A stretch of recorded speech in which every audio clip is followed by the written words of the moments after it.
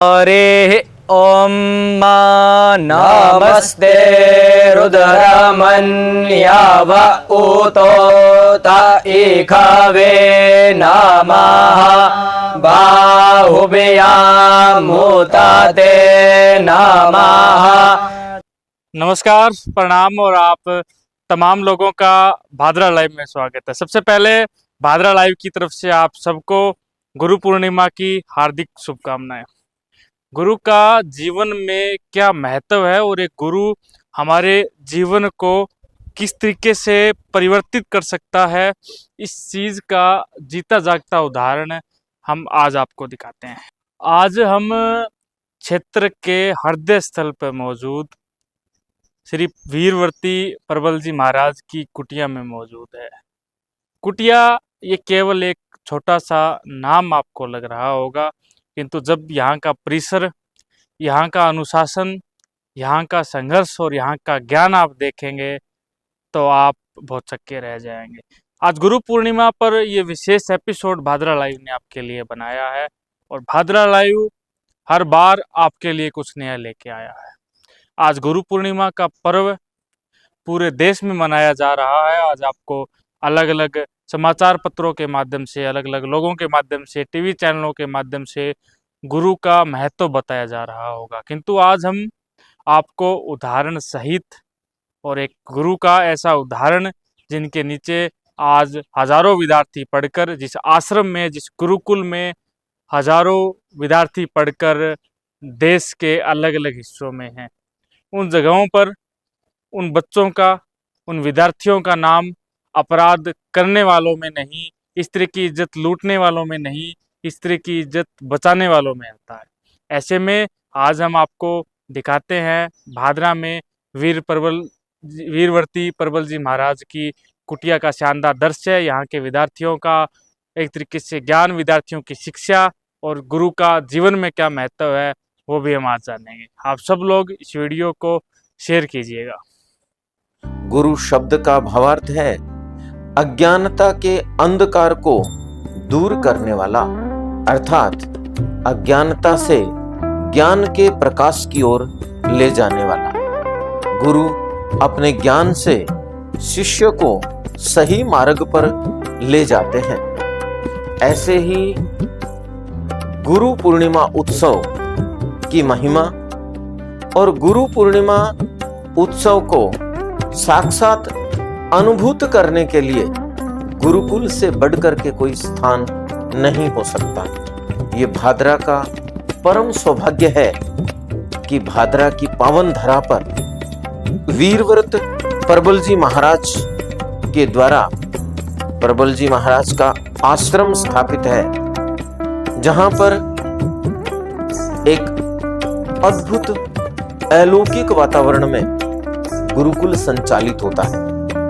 श्री धर्मसंघ महाविद्यालय, इसकी स्थापना जो की थी वो हमारे धर्म सम्राट स्वामी श्री कृपात्री जी महाराज जी का उद्देश्य था कि जितने भी ये वैदिक परंपराएं हैं, शास्त्र हैं, इनका यथोचित ज्ञान कराया जा सके।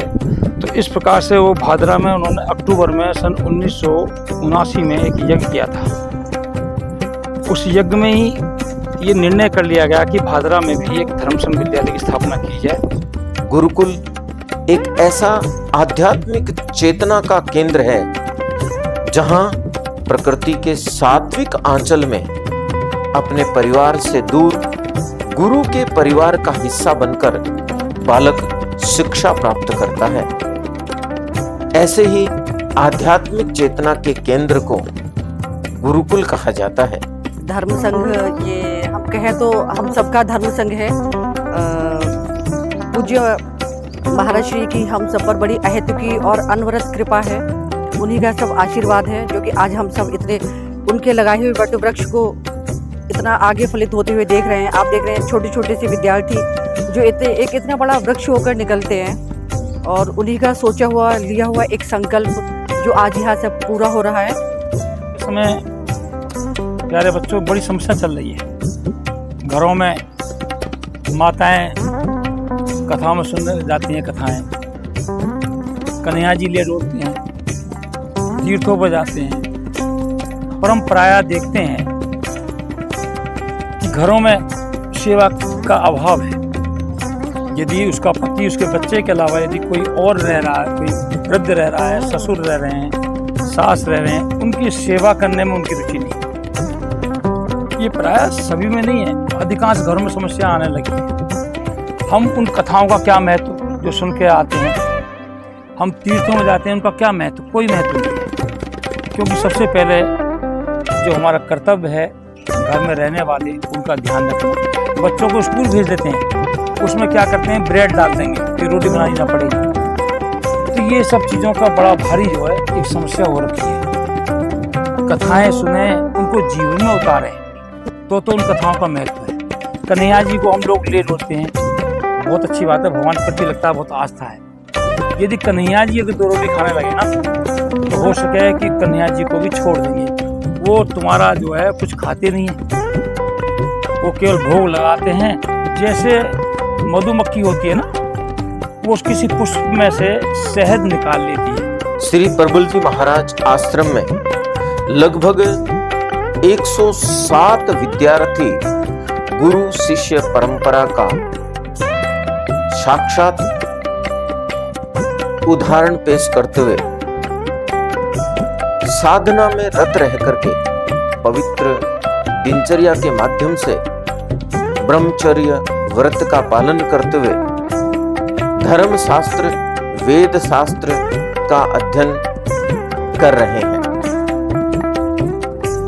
इन छात्रों को देख करके एक अलौकिक आनंद की अनुभूति होती है, जीवन में एक सात्विकता महसूस होती है, जीवन की एक सार्थकता नजर आती है। आइए ऐसे ही पवित्रतम भावनाओं से शिक्षा अध्ययन कर रहे, शिक्षा प्राप्त कर रहे गुरुकुल के छात्रों से आपको रूबरू करवाते हैं। हम सर्वप्रथम सुबह 4:15 बजे उठते हैं। उठते ही हम आगे आकर गंगा लहरी इत्यादि करते हैं। गंगा लहरी के बाद हम शौचादि क्रिया से निवृत्त होकर हम प्रातःकालीन संध्या में आते हैं। वह संध्या करके हम मंदिर के अंदर पाठ पूजा इत्यादि कर्म करते हैं, आरती इत्यादि करते हैं। उसके बाद हम गौ सेवा करने जाते हैं गौशाला में। वहाँ कुछ बच्चे गौ सेवा करते हैं एवं कई भोजनालय में जाकर भोजन इत्यादि कर्म करते हैं, भोजन बनाते हैं। उसके पश्चात हमें 7:30 बजे नाश्ता दिया जाता है। वह नाश्ता करके हम 8 बजे कक्षा में आ जाते हैं। वह 8 बजे से लेकर 11:30 बजे तक हमें कक्षा में पढ़ाया जाता है। उसके बाद में हम मध्याह्नकालीन संध्या के लिए 11:30 बजे चल जाते हैं। उसके बाद में 12 बजे हमें भोजन के लिए जाना होता है। मध्याह्न के समय हम 12 बजे हम भोजन करते हैं। उसके बाद में हमें 1 घंटे का विश्राम दिया जाता है। फिर हमें 1:30 बजे पुनः कक्षा में आना होता है। उस 1:30 बजे से लेकर हमें 3 बजे तक कक्षा में पढ़ाया जाता है। फिर हमें कार्य इत्यादि में भेज दिया जाता है, जैसे गौशाला में जाकर गौ सेवा इत्यादि करना एवं कुछ विद्यार्थियों को भोजनालय में भोजन इत्यादि बनाने के लिए एवं मंदिर की सफाई इत्यादि कर्म करने के लिए। उसके बाद हमें 1 घंटे का वो खेलने के लिए टाइम दिया जाता है। हाँ, ये श्री धर्मसंघ महाविद्यालय, इसकी स्थापना जो की थी वो हमारे धर्म सम्राट स्वामी श्री कृपात्री जी महाराज जी का उद्देश्य था कि जितने भी ये वैदिक परंपराएं हैं, शास्त्र हैं, इनका यथोचित ज्ञान कराया जा सके। तो इस प्रकार से वो भादरा में उन्होंने अक्टूबर में सन 1979 में एक यज्ञ किया था। उस यज्ञ में ही ये निर्णय कर लिया गया कि भादरा में भी एक धर्मसंघ विद्यालय की स्थापना की जाए। उसके लिए उनके परम प्रिय शिष्य यज्ञ सम्राट वीरब्रती प्रबल जी महाराज ने उन्होंने यहाँ की स्थापना में एक अनूठी कला के द्वारा इस विद्यालय की स्थापना की। और इस भादरा क्षेत्र के लिए उसका आज भी प्रतिफल धार्मिक रूप से प्राप्त हो रहा है।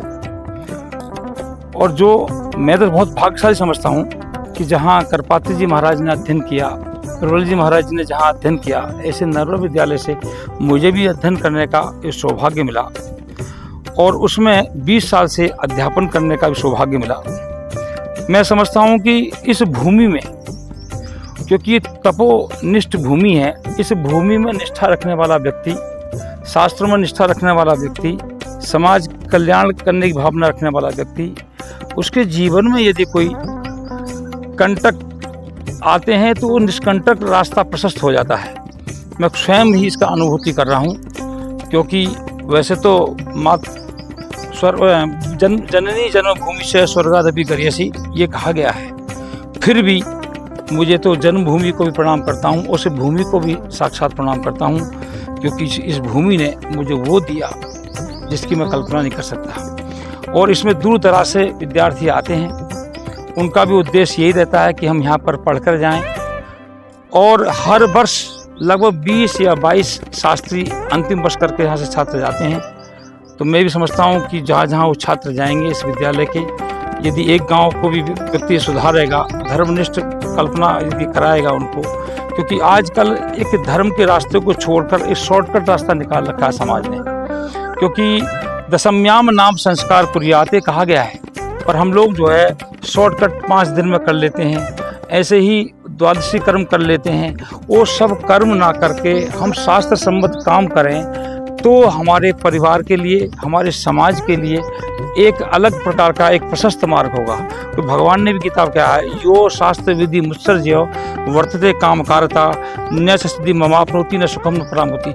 जो शास्त्र को छोड़कर जो काम व्यक्ति करता है उसको न यहाँ गति मिलती है न वहाँ गति मिलती है। हमारा उद्देश्य यही है कि हमारा भी एक प्रकार से जैसे बर्तन मांजने का जूना होता है ना, वह स्वयं मिट्टी में लगा रहता है और समाज का बर्तनों को साफ करता है। और हम चाहेंगे कि अपना भी कल्याण हो, समाज का भी कल्याण हो, ऐसा हमारा उद्देश्य लेकर हमारी संस्था का रहता है। और बच्चों का भी हमारा ये उद्देश्य है कि जहाँ भी जाएं, आजकल जो है वैदिक परंपरा खत्म होती जा रही है, गाने बजाने के आधार पर जो है कर्मकांड किए जा रहे हैं, कथाओं में भी माताओं को नचाया जा रहा है। ये सब अशास्त्रीय है, क्योंकि स्त्री को केवल पति और भगवान के सामने नाचने का अधिकार है। हम इन सब चीज़ों से उनको दूर करने का प्रयास करते हैं। इसी जो ऋषि परंपरा थी, महाजनों इन गता सपंथा, उसी परंपरा के अनुसार आज भी हम लोग वैदिक प्रक्रिया यदि करते हैं या अनुष्ठान करते हैं तो सिले वस्त्रों का प्रयोग नहीं करते। जो ऋषि मुनि बता गए हैं, कोशिश करते हैं कि उनके बताए अनुसरण मार्ग का हम अनुसरण करें, प्रशस्त मार्ग को हम आगे समाज को दिखाएं। ये हमारा उद्देश्य है।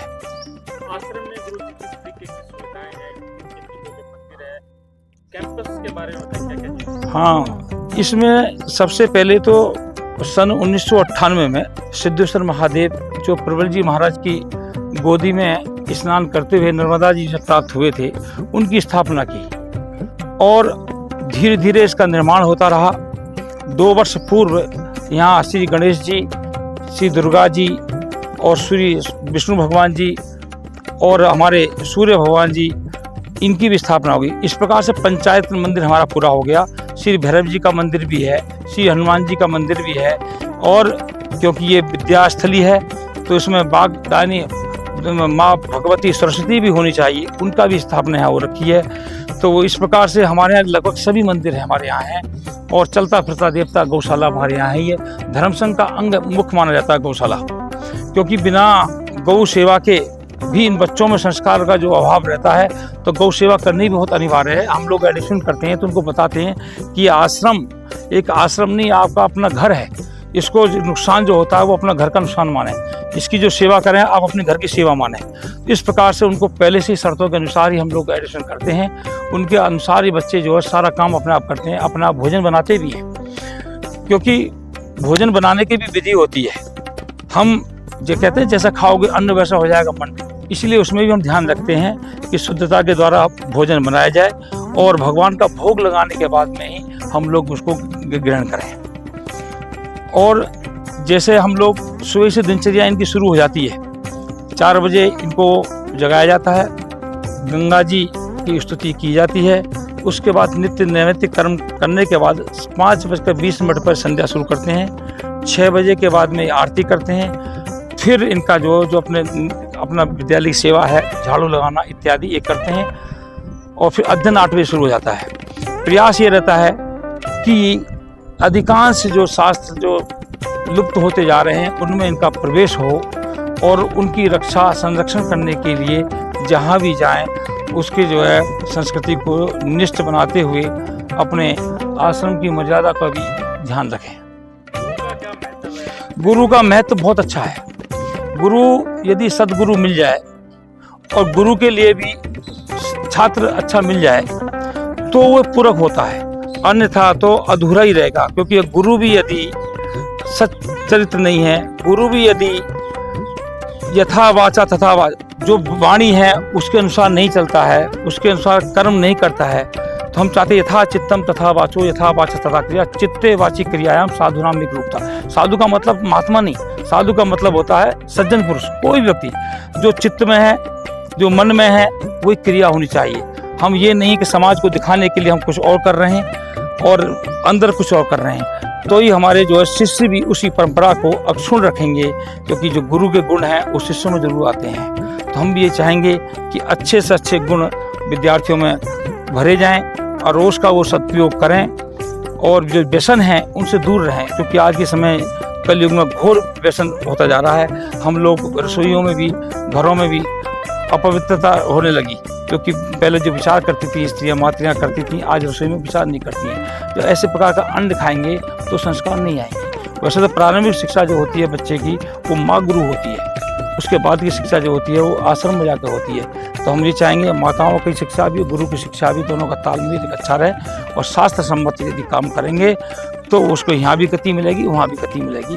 ऐसा मेरा विचार है। कितना हो सके विद्यार्थी अपने गुरुकुल में वो किस तरीके से अपना जीवन यहाँ पे? वही गुरुकुल का मतलब, हम लोग पहले छोटे थे जब गुरुकुल में नहीं आए थे तो पढ़ते थे कि गंगा किनारे आश्रम था, भगवान राम भी वहाँ आश्रम में रहे थे, भगवान कृष्ण जी भी आश्रम में थे, उनका आचरण देखते हैं। ये गुरुकुल की महत्ता है। इन गुरुकुल में यदि हम धीरे धीरे जो है उन महत्ता को नहीं समझेंगे तो भगवान राम, भगवान कृष्ण को याद करने वाले नहीं रहेंगे। यदि हम वास्तव में गुरुकुल में पढ़ाई करते हैं, अध्ययन करते हैं, अध्यापन करते हैं, तो आप ये मानिए कि शास्त्र की रक्षा होना बिल्कुल संभव है। अन्यथा तो हम अपने पूर्वजों के प्रति भी जो आस्था होती है, आजकल जो आश्रम खुल रहे हैं ना, वृद्धाश्रम, इनकी जरूरत ही नहीं पड़ेगी। यदि गुरुकुल रहेगा तो आश्रम की इनकी जरूरत ही नहीं पड़ेगी। क्यों? माता पिता की सेवा यदि घर में होगी तो आपको, क्योंकि हम लोग कहा ना मातृदेवो भव पितृदेवो भव, तो उनको आश्रम में भेजने की जरूरत ही नहीं पड़ेगी। ये गुरु परंपरा से ये चीज़ आती है। गुरु परंपरा के अनुसार ही अतिथियों का सेवा की जाती है। गुरु परंपरा के अनुसार ही हम जो है एक एक जो है व्यक्ति के प्रति एक संयोजित जो व्यवहार होता है, जो उसके अनुकूल होता है। क्योंकि हमें ऐसा व्यवहार करना चाहिए जो हमें अच्छा नहीं लगता, वो दूसरे के साथ व्यवहार नहीं करना चाहिए। ये गुरुकुल समझाता है उसके लिए।